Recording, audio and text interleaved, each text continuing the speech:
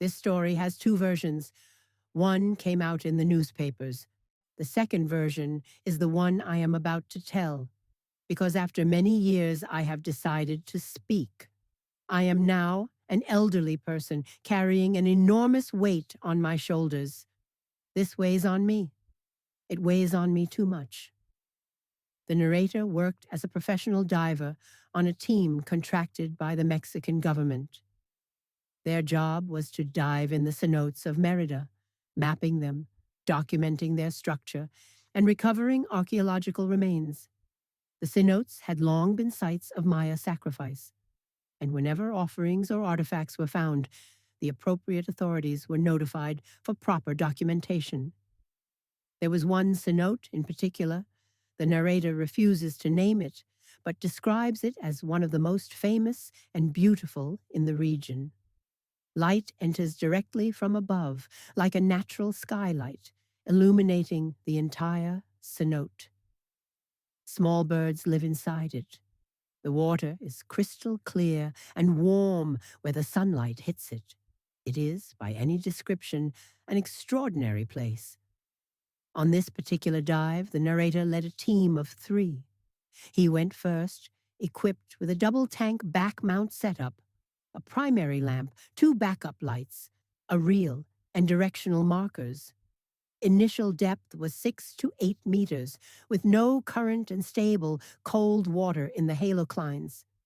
Their mission was to go deeper than before, through tunnels and underground caverns beneath the cenote, in search of Maya offerings that records suggested might be there. They descended further and further until the lamps barely reached the walls around them. Then they found what they were looking for. Deep in the most inaccessible part of the system, they came upon what looked like a small stone structure built from coral and rock with a small doorway. Outside it were clay vessels, small figurines of Maya men, bowls, and other typical offerings. But inside the structure, something shone. The narrator directed his lamp inside and saw what appeared to be gold, a piece of gold glinting from within. He reached in to take it. Before he could touch it, another hand came from inside and stopped him. He felt it clearly, a hand far larger than his own, rough and scaly, with webbing between the fingers. He yanked his hand back immediately, heart hammering. He didn't know what was happening. His 2 companions were behind him. Neither had seen it. He shone his light fully into the structure. The last thing he saw was human eyes in the face of a fish, eyes like a person's, in a face that was not. In that instant, he lost all control of his body and his will to move.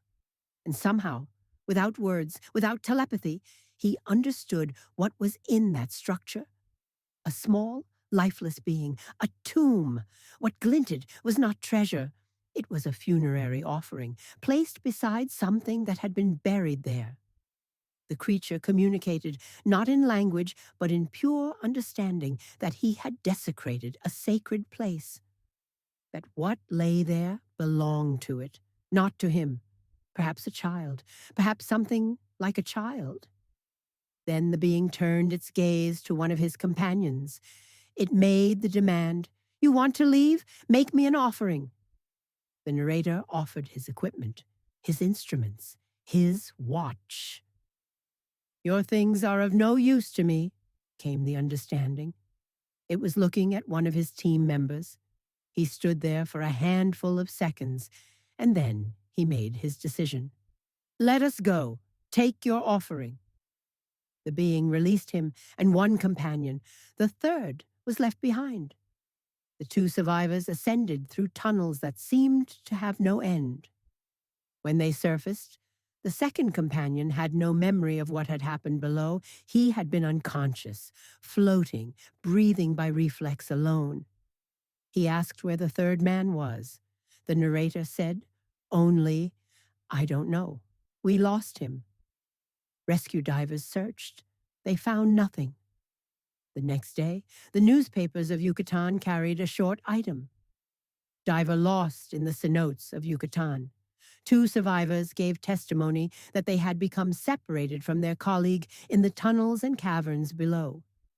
Only the narrator knew what had truly happened, and it is why, many years later, as an old man, he finally wrote it down.